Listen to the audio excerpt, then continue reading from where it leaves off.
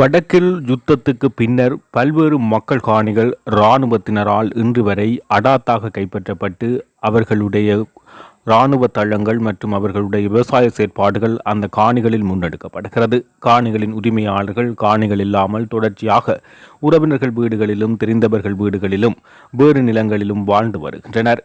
இந்த நிலையில் தற்போது அனுர அரசாங்கம் ஒரு சூட்சுமமான நடவடிக்கை ஒன்றை முன்னெடுத்துள்ளது. இது தொடர்பான எச்சரிக்கையை முன்னாள் பாராளுமன்ற உறுப்பினரும் தமிழரசு கட்சியின் பொதுச் செயலாளருமான சுமந்திரன் தற்போது வெளிக்கொண்டு வந்துள்ளார்.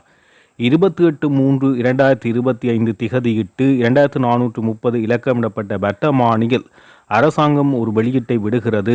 வடக்கு மாகாணத்தில் மொத்தமாக 5940 ஏக்கர் காணிகள் காணப்படுகின்றது. இந்த காணிகளை 3 மாதங்களுக்குள் ஒருவரும் உரிமை கோராவிட்டால் அவை அனைத்தும் அரச காணிகளாக மாற்றப்படும் என காணி நிர்ணய சட்டத்தின் 4ஆம் பிரிவின் கீழ் இந்த வர்த்தமானியை பிரசுரமாக்குகிறார்கள். குறித்த வர்த்தமானி சிங்களத்திலும் ஆங்கிலத்திலும் மட்டும் வெளியிடப்பட்டுள்ளது. தமிழ் மொழி அந்த வர்த்தமானியில் இடம்பெறவில்லை. எனவே உரிமை கோருபவர்களுக்குத்தான் காணி உரித்துக்கள் உடைமையாக்கப்படும். அவ்வாறு உரிமை கோராதவர்கள் அனைவரது காணிகளும் அரசுடைமையாக்கப்படும். எனவே இதனை நீங்கள் பெறுவதற்கு உடனடியாக சட்ட உதவியை பெற்று அது தொடர்பான நடவடிக்கை மேற்கொள்ள வேண்டும் என சுமந்திரன் ஒரு அவசர கோரிக்கையை விடுக்கிறார். இது தற்பொழுது இந்த நாட்டில் இருக்கின்ற காணிகளை இழந்த மக்களுக்கும் காணிகளை இழந்து புலம்பெயர்ந்த நாடுகளில் இருக்கின்ற மக்களுக்கும் ஒரு அறைகூவலாகும்.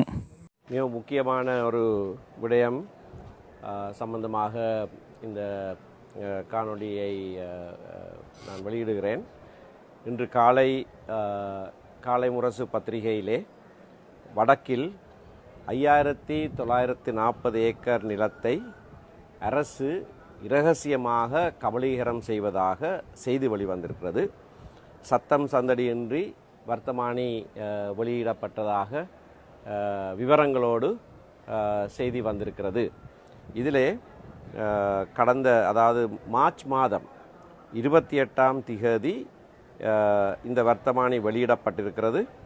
அதிலே யாழ்ப்பாணத்திலே 3669 ஏக்கர் காணியும், முல்லைத்தீவு மாவட்டத்திலே 702 ஏக்கரும், கிளிநொச்சி மாவட்டத்திலே 515 ஏக்கரும், மொத்தமாக 5940 ஏக்கர் நிலங்கள் வடக்கு மாகாணத்திலே சுவீகரிப்பு செய்வதற்கான வர்த்தமானி அறிவித்தல் வெளியிடப்பட்டிருக்கிறது.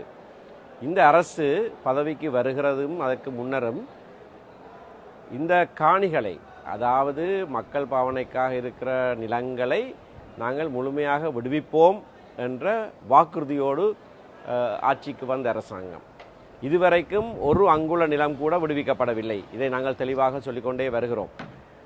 2 வீதிகள் மட்டும் திறந்து விடப்பட்டிருக்கின்றன. முதல்ல 618 மீட்டர் ஒரு சிறு துண்டு பாராளுமன்ற தேர்தலுக்கு முதல் திறந்து விடப்பட்டது. இப்போது உள்ளூராட்சி மன்ற தேர்தல் வருகிற போது பெலாலி வீதி ஒரு பகுதி திறந்து விடப்பட்டிருக்கிறது கட்டுப்பாடுகளோடு. ஆனால் ஒரு அங்குல நிலமேனும் மக்களுக்காக விடுவிக்கப்படவில்லை. அப்படி இருக்க, சரி, விடுவிக்கப்படாமல் இருக்கிறது ஒரு பக்கம் இருக்க, மக்கள் பாவனைக்காக இருக்கிற நிலங்களை 6000 ஏக்கர் மட்டில் திரும்பவும் அரசு உடைமையாக்குவதற்கு சுவீகரிப்பு தகவலை அரசாங்கம் வர்த்தமானியிலே வெளியிட்டிருப்பது மிக மிக மோசமான ஒரு விடயம். இன்றைய தினம் யாழ்ப்பாணம் மாவட்டத்தின் இராணுவத்தின் பயன்பாட்டில் இருந்து வந்த ஒரு தொகுதி காணிகள் விடுவிக்கப்பட்டு மக்கள் பயன்பாட்டுக்காக ஒப்படைக்கப்பட்டது. யாழ் மாவட்ட கட்டளை தளபதி மாணவ ஜெகம்பத் அவர்களினால் யாழ் மாவட்ட செயலாளர் பிரதீபன் அவர்களின் விடுவிக்கப்பட்ட பகுதிகளுக்கான காணி அனுமதி பத்திரங்கள் இன்றைய தினம் முற்பகல் 11:30 மணியளவில் யாழ் மாவட்ட செயலகத்தில் இடம்பெற்ற நிகழ்வில் உத்தியோகபூர்வமாக கையளிக்கப்பட்டது. இது தொடர்பாக யாழ் மாவட்ட செயலாளர் கருத்து தெரிவித்தார்.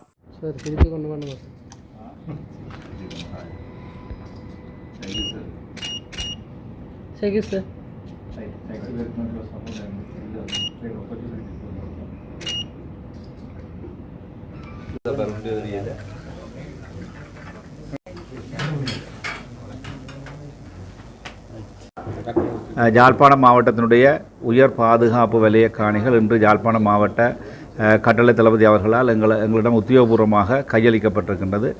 அந்த வகையிலே வெலிகாமம் வடக்கு தெல்லிப்பளை பிரதேச செயலகத்தைச் சேர்ந்த காணிகளும் வடமராட்சி வடக்கு பருத்தித்துறை பிரதேச செயலகத்தைச் சேர்ந்த காணிகளுமாக மொத்தம் 40.7 ஏக்கர் காணி இன்று உத்தியோகபூர்வமாக எங்களிடம் கையளிக்கப்பட்டிருக்கின்றது. அந்த வகையிலே J233 காங்கேசந்துறை மேற்கு மாங்கொல்லை கிராமத்துக்குரிய 15.13 ஏக்கர் காணியும், அதே வேளையிலே J244 வசாவளான் கிழக்கு ஒட்டகபுலம் கிராமலூர் பிரிவுக்குரிய 20 ஏக்கர் காணிகளும் விடுவிக்கப்பட்டிருக்கின்றன.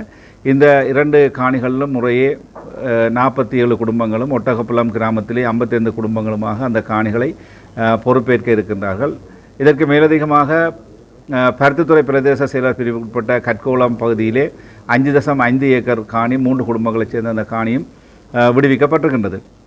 இந்த காணிகள் இன்று உத்தியோகபூர்வமாக கையளிக்கப்பட்டிருப்பினும் இது தொடர்பாக அங்கு புதைக்கப்பட்டிருக்கின்ற கண்ணிவெடிகள் தொடர்பான பரிசோதனைகள் எங்களால் நாளை மேற்கொள்ளப்பட இருக்கின்றது. அதன் பின்னர் மக்கள் தங்களுடைய காணிகளுக்குள் செல்லக்கூடிய ஏற்பாடு மேற்கொள்ளப்பட்டிருக்கின்றது. அந்த வகையிலே பிரதேச செயலாளருக்கு வேண்டிய அறிவுறுத்தல் வழங்கப்பட்டிருக்கின்றது. இந்த விடுவிக்கப்பட்ட பிரதேசத்துக்குரிய பொதுமக்கள் தங்களுடைய பதிவுகளை உடனடியாக நாளைய தினம் தெல்லிப்பளை பிரதேச செயலகத்தில் மேற்கொண்ட பின்னர் அவர்களுக்குரிய அறிவிப்பை நாங்கள் நாளை மறுதினம், ஏனால் இந்த காணி தொடர்பாக நாங்கள் ஒரு முழுமையான கண்ணிவெடி பரிசோதனையை மேற்கொள்ள வேண்டியிருக்கின்றது. ஆகவே நாளை மறுதினம் அவர்கள் தங்களுடைய காணிகளுக்கு செல்லக்கூடியதாக இருக்கும்.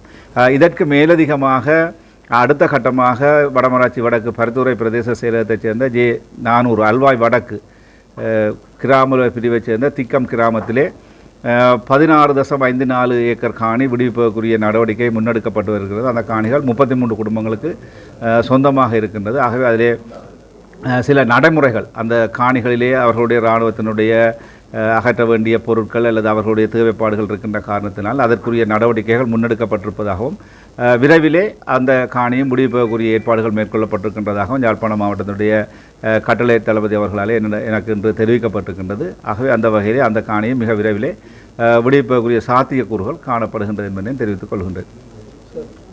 தமிழ் மக்களுக்கு நடந்த இனப்படுகொலையின் சாட்சியாக முள்ளிவாய்க்கால் மண் காணப்படுகிறது. முள்ளிவாய்க்காலில் இறுதி நாட்களில் உணவில்லாமல் மக்கள் கஞ்சி சமைத்து பரிமாறி தம்முடைய பசியை தீர்த்ததை நினைவுகூரும் வகையில் மே மாதத்தில் இந்த முள்ளிவாய்க்கால் கஞ்சி நிகழ்வுகள் ஆரம்பமாகின்றன. அந்த வகையில் மே 1ஆம் தேதியான இன்று முள்ளிவாய்க்கால் நினைவு நாளை முன்னிட்டு கிளிநொச்சி ரத்தினபுரம் பகுதியில் குறித்த நிகழ்வு ஏற்பாடு செய்யப்பட்டு இடம்பெற்றது. முள்ளிவாய்க்கால் ஞாபகார்த்த நினைவாக முள்ளிவாய்க்கால் நினைவு கஞ்சி அந்த உறவுகளுக்கு பகிர்ந்தளிக்கப்பட்டது.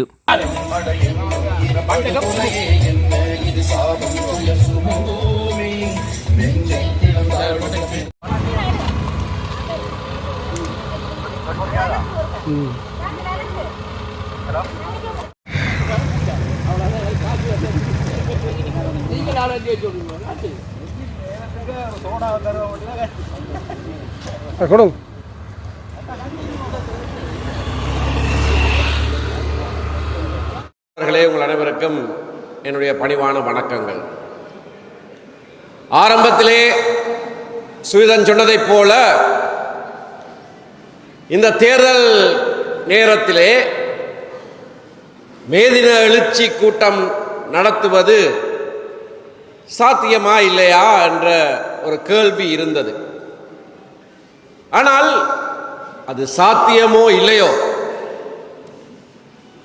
எங்களுடைய கட்சி தொழிலாளர்களுக்கான உரிமைகளுக்காக உருவாக்கப்பட்ட கட்சி. அப்படியான சந்தர்ப்பத்திலே தான் இந்த கட்சி உருவானது. சாயந்தன் பேசுகிற போது சொன்னார், 49ஆம் ஆண்டு நாட்டுக்கு சுதந்திரம் கிடைத்த கையோடு பெரும்பான்மை வாக்குப்பலத்தை வைத்து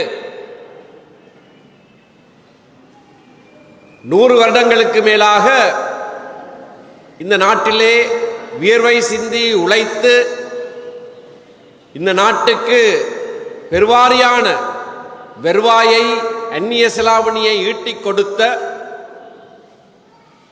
இந்திய வம்சாவளி தமிழர்கள் என்று அப்போது அழைக்கப்பட்டிருந்த எங்களுடைய மலையக தமிழ் உறவுகள் நாடற்றவர்களாக ஆக்கப்பட்ட சமயம்தான் எங்களுடைய கட்சி உருவானது.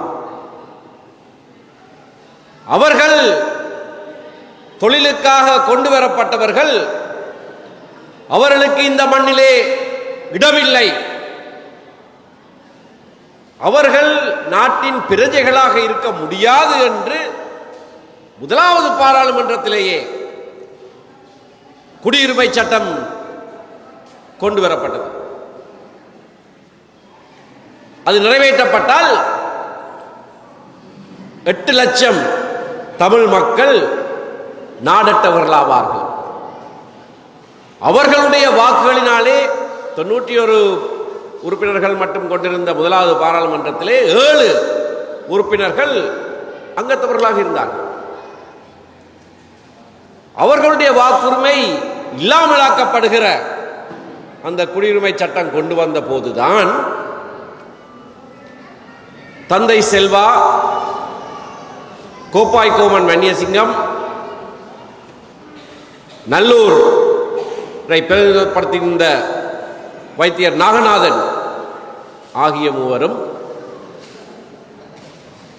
தாங்கள் அங்கத்தவர்களாக இருந்த அகில இலங்கை தமிழ் காங்கிரஸை விட்டு விலகி புதிதாக இலங்கை தமிழரசு கட்சியை ஆரம்பித்தார்கள். அதாவது இன்றைக்கு பலர் ஒற்றுமை ஒற்றுமை என்றெல்லாம் சொல்லுகிறார்கள் தானே, எப்படியாவது தமிழ் தரப்புகள் எல்லாம் ஒற்றுமையாக இருக்க வேண்டும் என்று. ஒற்றுமையாக இருக்க வேண்டும், ஆனால் கொள்கை ரீதியான ஒற்றுமையாக இருக்க வேண்டும். ஒரு நாட்டை பொறுத்தவரையிலே அந்த நாட்டின் குடியுரிமை என்பது அந்த நாட்டிலே வாழுகிற ஒவ்வொருவருடைய அடிப்படை உரிமை. அதில் தான் உரிமைகளை ஆரம்பிக்கிறது. நாட்டின் பிரஜையாக இருப்பதுதான் அந்த நாட்டிலே இருக்கிற மிக அடிப்படையான உரிமை. அந்த உரிமையையே இல்லாமலாக்குகிற சட்டம் கொண்டு வந்தபோது அதற்கு உடந்தையாக ஜிஜி பொன்னம்பலம் கருமை ஆற்றின போது அவர் அதுக்கு வாக்களித்தாரா இல்லையா என்ற ஒரு சர்ச்சையை கிளப்பியிருக்கிறார்கள். அதற்கு காரணம், அந்த முதலாவது சட்டம் மூலம் நிறைவேற்றப்பட்ட போது யார் எப்படி வாக்களித்தார் என்பதற்கான பதிவு கிடையாது. யார் எப்படி வாக்களித்தார்கள் என்பதற்கான பதிவு கிடையாது.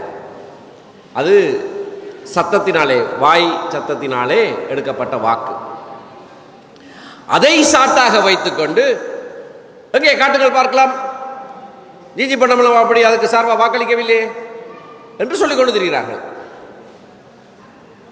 அது நிறைவேற்றப்பட்ட கையோடு அவர் மந்திரியாகிவிட்டார். அவர் டிஎஸ் நாயகாவுடைய அரசிலே மந்திரியாகிவிட்டார். அதைத் தொடர்ந்து 2வது சட்டம் கொண்டு வரப்பட்டது. இந்திய பாகிஸ்தானிய பிரஜா உரிமை சட்டம் 2வது சட்டம் கொண்டு வரப்பட்டது. அந்த சட்டம் வாக்கெடுக்கு விடப்படுகிற போது தந்தை செல்வா குடியுரிமை சட்டத்தை எதிர்த்ததைப் போலவே ஆக்ரோஷமாக எதிர்த்தார். இலங்கை தமிழரசு கட்சி உருவாவதற்கு முன்னர் நடந்த விடயங்கள் ஆக்ரோஷமாக எதிர்த்தார். தொண்டமான், சௌமியமூர்த்தி தொண்டமான், அந்த மக்களை பிரதிநிதித்துவப்படுத்தி பாராளுமன்றத்தில் இருந்த சௌமியமூர்த்தி தொண்டமான் எதிர்த்தார். அவர்களுக்கு தெரியும் தங்களுக்கு நன்மையா இல்லையா, அவர்கள் எதிர்த்தார்கள். வாக்கெடுப்பு நடைபெறுகிற போது முன்னாள் பிரதம மந்திரி தகநாயக்க ஒரு கோரிக்கையை விடுத்தார். இது பெயர் குறிப்பிட்டு வாக்கெடுப்பு நடத்த வேண்டும். voting by name, ஹன்சாட்ல இருக்கு, voting by name கேட்டார். பெயர் குறித்து வாக்கெடுப்பு நடத்த வேண்டும். அப்படி கேட்ட காரணத்தினாலே அந்த 2வது சட்டத்திலே யார் எப்படியாக வாக்களித்தார்கள் என்பது பதிவு செய்யப்பட்டிருக்கிறது. தந்தை செல்வா, அமரர் தொண்டமான், திரு வன்னியசிங்கம், திரு நாகநாதன் ஆகியோர் அதை எதிர்த்து வாக்களித்தார்கள். பதிவு செய்யப்பட்டிருக்கிறது. திரு ஜிஜி பொன்னம்பலம் அதற்கு ஆதரவாக வாக்களித்தார் என்பது அவருடைய பேரோடு பதிவு செய்யப்பட்டிருக்கிறது. இந்த தொழிலாளர் தினத்திலே ஒடுக்கப்பட்ட மக்களுக்காக நாங்கள் நினைவு கூறுகிற இந்த தினத்திலே நாங்கள் இவற்றையும் சற்று ஞாபகப்படுத்திக் கொள்வது நல்லது. எவரையும் விமர்சிக்க வேண்டும் என்றோ தாக்க வேண்டும் என்பதற்காகவோ நான் இந்த விடயங்களை சொல்லவில்லை. எங்களுடைய கட்சி உருவானது சரித்திரத்தை சொல்லுகிறேன். ஒற்றுமையாக இருக்க வேண்டும் என்று சொன்னால், ஒரே கட்சியாக இருக்க வேண்டும் என்று சொன்னால், தந்தை செல்வாவும் அந்த தொழிலாளர் வர்க்கத்தை நசுக்கி இந்த நாட்டிலே அவர்களுக்கு இருந்திருக்கக்கூடிய அடிப்படை உரிமையான அந்த குடியுரிமையையும் இல்லாமலாக்குகிற அந்த மோசமான செயலிலே அவரும் கட்சியோடு சேர்ந்து போயிருக்க வேண்டும், ஒற்றுமையை கருதி. ஆனால் அப்படி அவர் செய்யவில்லை. கட்சியை உடைத்தார். பல பேர் சொல்றார் கட்சியை உடைத்தார். தந்தை செல்வா கொள்கைக்காக கட்சியை உடைத்தார், தனியாக சென்றார். இப்படியாக இந்த தொழிலாளர்களுடைய குடியுரிமை நீக்கப்படுவதற்கு சார்பாக அகில இலங்கை தமிழ் காங்கிரஸ் செல்வது தவறு, மாபெரும் துரோகம் என்று சொல்லி கட்சியை விட்டு விலகினார். புதிதாக ஒரு கட்சியை ஆரம்பித்தார். முதலாவது தேர்தலிலே ஆக 2 பேர் தான் வெற்றி பெற்றார்கள். 52ஆம் ஆண்டு தேர்தலிலே வடக்கிலே திரு வன்னியசிங்கம், கிழக்கிலே திருவண்ணாமலையிலே திரு ராஜவரோதயம் 2 பேர் தான். ஆனால் அதற்கு அடுத்த வந்த தேர்தல்கள் அனைத்திலேயும் 56ஆம் ஆண்டிலே இருந்து இன்று வரைக்கும் பிரதான தமிழ் கட்சியாக இலங்கை தமிழரசு கட்சி தான் மிளிர்ந்து கொண்டிருக்கிறது. இன்று வரைக்கும், இன்றைக்கும் பாராளுமன்றத்திலே 3வது பெரிய கட்சியாக இருப்பது இலங்கை தமிழரசு கட்சி தான். உதிரிகள் சில இருக்குது. யாழ்ப்பாணத்திலிருந்து இன்னொரு கட்சியிலிருந்து ஒரு ஆள் இருக்கிறார், வன்னியிலிருந்து வேறொரு கட்சியிலிருந்து ஒரு ஆள் இருக்கிறார்கள். அது இந்த தேர்தல் முறையில் வருகிற சில விடயங்கள். ஆனால் தமிழ் மக்களுடைய நம்பிக்கைக்கு பாத்திரமான, கொள்கைக்காக கட்சியை உடைத்து பிரித்து தனியாக சென்ற தந்தை செல்வாவை இன்று வரைக்கும் அவர் ஸ்தாபித்த கட்சி 75 வருடங்களுக்கு பிறகும் இலங்கை தமிழரசு கட்சி தான் தமிழ் மக்களுடைய நம்பிக்கையை பெற்ற பிரதான கட்சி. அதில் எந்தவித மாற்றமும் கிடையாது.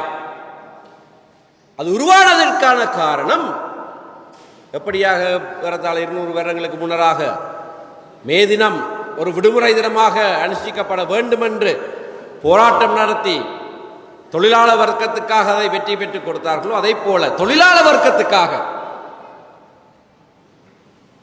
தமிழர் ஒற்றுமை என்று சொல்லப்படுகிற விடயத்தையும் தூக்கி எறிந்து தொழிலாளர் வர்க்கத்துக்காக புதுக்கட்சியை ஸ்தாபித்த எங்களுடைய தலைவரை நாங்கள் நினைவு கூறுகிறோம். தொழிலாளர்களுடைய ஒடுக்குமுறையை மட்டும் அவர் பார்க்கவில்லை. பெரும்பான்மை வாக்குகளாலே எண்ணிக்கையிலே சிறுபான்மையாக இருக்கிறவர்களுடைய அடிப்படை உரித்தையே பிடுங்கி எழுவார்களாக இருந்தால் இனி எதை செய்ய மாட்டார்கள், எதையும் செய்வார்கள். ஏனென்றால் பெரும்பான்மை பலம் அவர்களிடத்திலே இருக்கிறது. அதுதான் பேரினவாதம், அது ஜனநாயகம் அல்ல. வெறுமனே பெரும்பான்மை ஆட்சி என்று சொல்லுவது பேரினவாத ஆட்சியாக மாறுகிறது அப்போதுதான். எண்ணிக்கையிலே இருக்கிற பெரும்பான்மையை உபயோகித்து எண்ணிக்கையிலே சிறுபான்மையாக இருக்கிறவர்களை ஒடுக்குவதற்காக அதனை உபயோகிப்பதுதான் பேரினவாதம். அதை தன்னுடைய முதலாவது ஆண்டிலேயே ஆட்சியாளர்கள் செய்ய தலைப்பட்ட போது அதற்கு எதிராக உருவாக்கப்பட்டது கட்சி, எங்களுடைய கட்சி. அது தொழிலாளர் வர்க்கம், அது தமிழ் தொழிலாளர்கள், தமிழ் மக்களுக்கும் இதேதான் நடக்கப் போகிறது என்பதை அறிந்து தனியாக ஒரு கட்சியை உருவாக்கினார். 56ஆம் ஆண்டிலே தனிச்சிங்கள சட்டம் அவர் எதிர்பார்த்ததை போலவே கொண்டு வரப்பட்டது. பெரும்பான்மை பலத்தை வைத்துக் கொண்டு கோட்டாபய ராஜபக்சவும் அப்படித்தான் சொன்னார். 2019 தேர்தலில் நான் சிங்கள மக்களின் வாக்காளர் தான் பண்ணான், நான் சிங்கள மக்களின் வாக்காளர் தான் பண்ணான். அவர்களுக்கு தான் நான் சேவை செய்வேன், மற்றவர்களை பற்றி எனக்கு கவலை இல்லை. ஆனால் யாருடைய வாக்காளர் வென்றார்களோ அவர்களே அவரை அடித்து துரத்தினார்கள். புறங்கால் முதுகுல பட ஓடினார், நாட்டை விட்டு பறந்தார். உண்மையாகவே பறந்தார், வானத்தில் பறந்துதான் நாட்டை விட்டு வெளியேறினார். நாடு நாடாக திரிந்தார். 51% கூடுதலாக வாக்கெடுத்து ஜனாதிபதியாகின கோட்டாபய ராஜபக்சவுக்கு அந்த கதி என்று சொன்னால், கேவலம் வரும் 42% வாக்கெடுத்து வென்ற அனுரகுமார் சாநாயக்காவுக்கு என்ன நடக்க போகுது? நீங்கள் உங்களுடைய வழிகளை சரிபண்ணாவிட்டால் இதுதான் நடக்கும். இதுக்கு மோசமாகவும் நடக்கும்.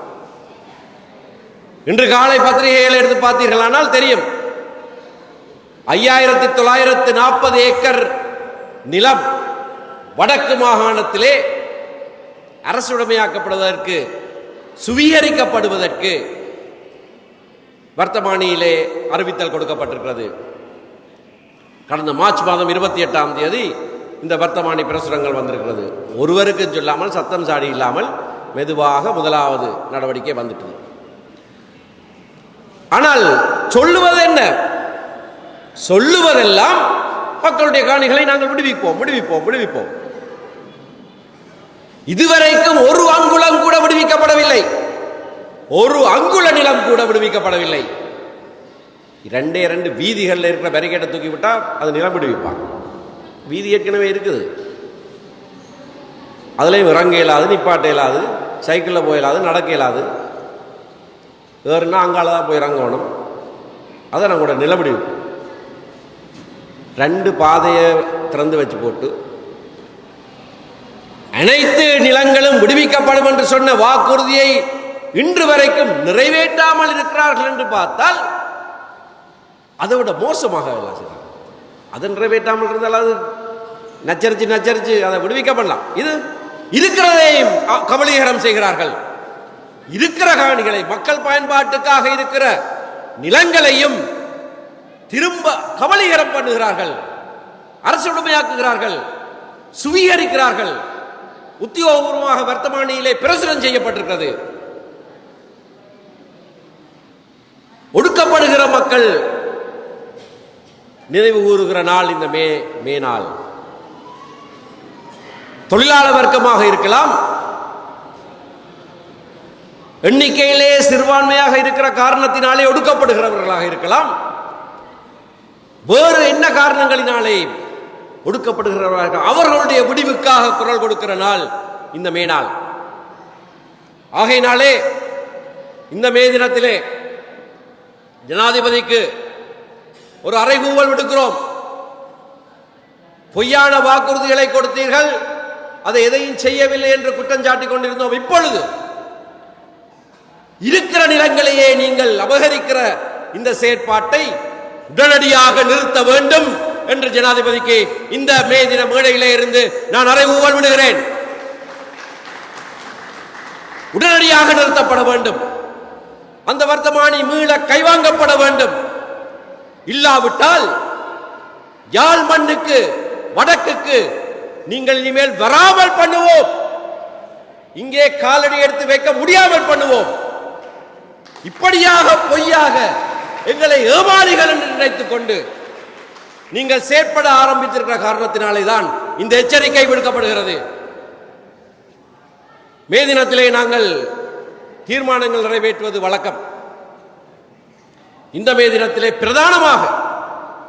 பிரதானமான அறைகூவலாக நாங்கள் விடுவது இத்தனை இந்த சுவீகரிப்பு காணிகள், அந்த அறிவிப்புகள் அனைத்தும் உடனடியாக மீள கைவாங்கப்பட வேண்டும். ஏற்கனவே ராணுவ கையிருப்பிலே இருக்கிற எங்களுடைய மக்களுடைய காணிகள் முழுமையாக விடுவிக்கப்பட வேண்டும். முழுமையாக விடுவிக்கப்பட வேண்டும்.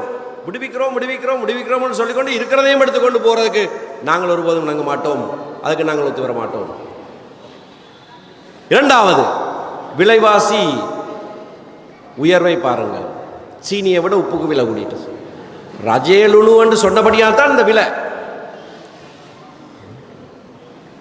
கேவலம்.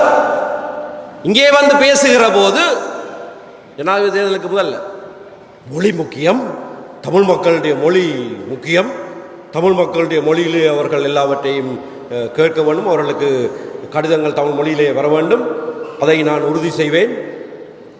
இப்படியாக சொன்ன ஜனாதிபதி அந்த ஆட்சி ரஜலுணு ஆனர உப்பு ரஜலுணு கேட்டால் உப்புல ருசி தானே பார்க்கணும். அதுக்கு பேர்ல என்ன இருக்குது? பேர்ல என்ன இருக்குது? ருசி நல்லா இருக்கான்னு பார்த்து போட்டு சந்தோஷமா இருங்கோ. அதான் விமல் ரட்நாயக்க சொல்ற பதில். எங்களுடைய முன்னாள் பொதுச் செயலாளர் நல்ல ஒரு பதில் கொடுத்திருக்கார், கேட்டிருக்கார். அப்படின்னா உங்களுக்கு பிறக்கிற பிள்ளைகளுக்கு தமிழ் பேர்களை வையுங்க வேணும். அப்படின்னா உங்களுக்கு பிறக்கிற பிள்ளைகளுக்கு தமிழ் பேர்களை வைங்க. பேர்ல ஒரு பிரச்சனை இல்லைன்னா தமிழ் பேரை வையுங்க. சத்தியலிங்கம் பண்ணு வைங்க, சுந்தரலிங்கம் பண்ணு வைங்க, கணசவாதின்னு வைங்க. பேர்ல ஒன்றும் இல்லைன்னா அப்படி செய்யுங்க. ஏன் ரட்நாயக்க? ஏன் விமல் ரட்நாயக்க? ஏன் ரட்நாயக்க பேரை மாத்துங்கோ, தமிழ் பேரா மாத்துங்கோ. அது செய்ய மாட்டீங்க. எங்களுக்கு வந்து உபதேசம் பண்ணுகிறார்கள். பேர்ல என்ன இருக்கு? பேர்ல எனக்கு உட்பட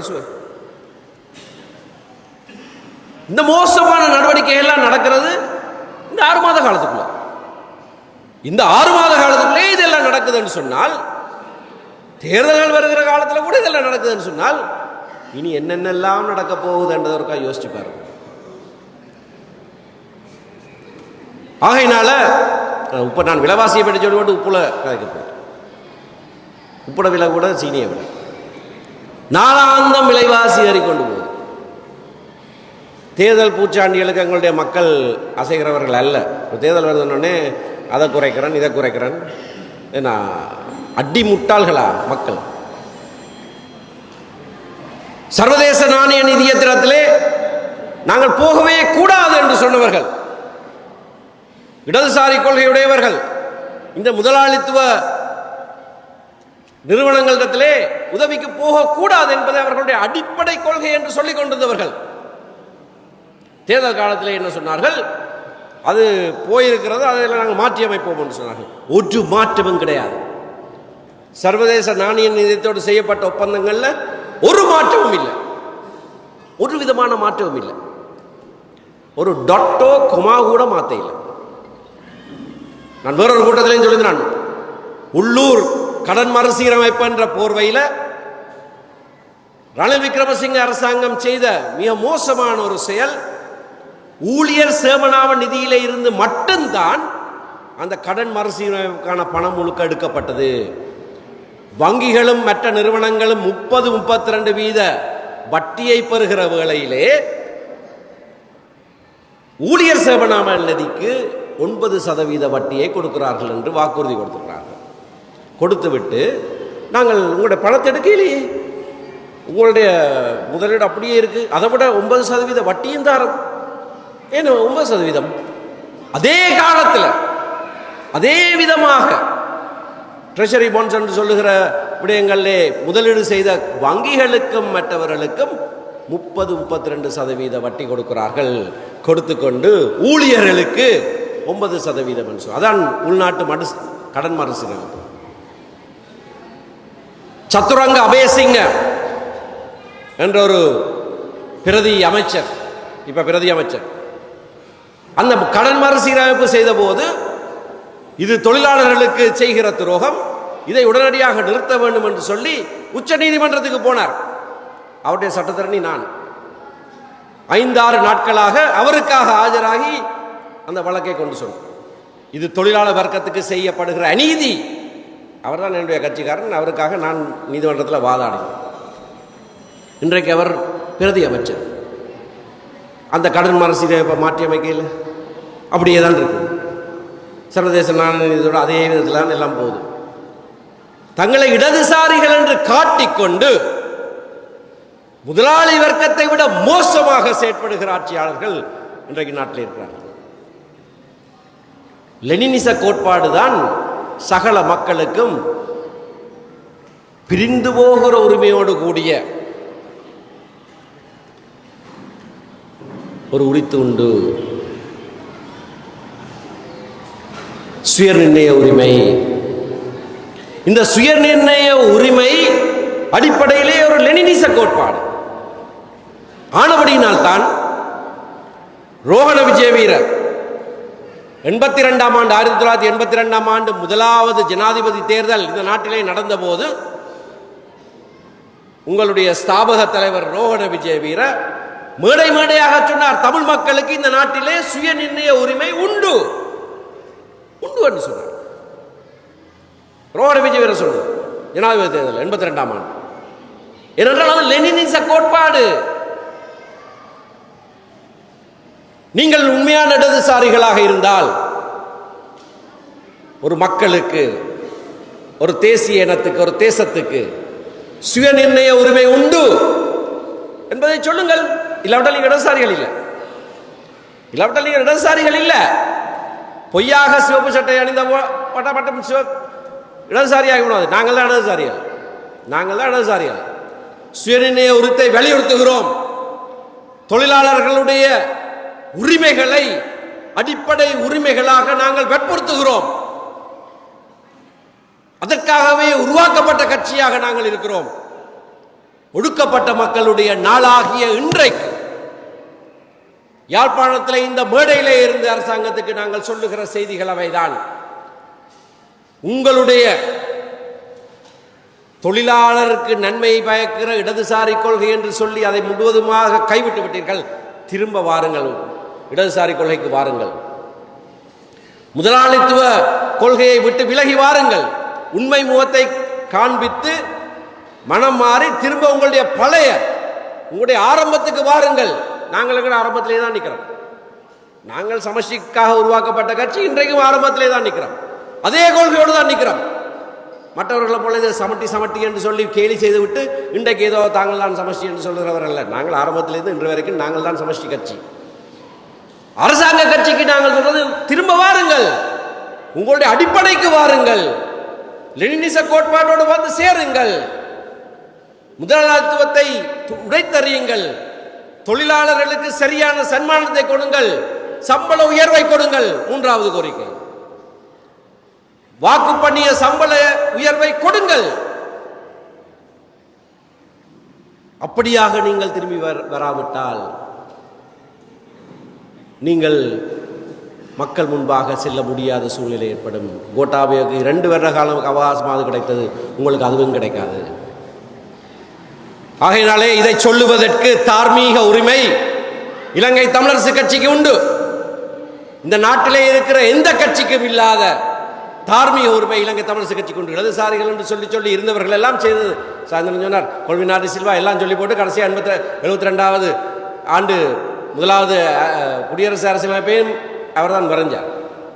இடதுசாரி கொள்கைக்கு மூட்டு மாறாக வாசுதேவ நாணயக்காரவும் 82ஆம் ஆண்டு ஜனாதிபதி தேர்தல் அவரும் சொன்னார் தமிழ் மக்களுக்கு சுயநிர்ணய உரிமை உண்டு. பிறகு என்ன வழியாக அவரும் போய் சேர்ந்தார் எங்களுக்கு தெரியும்.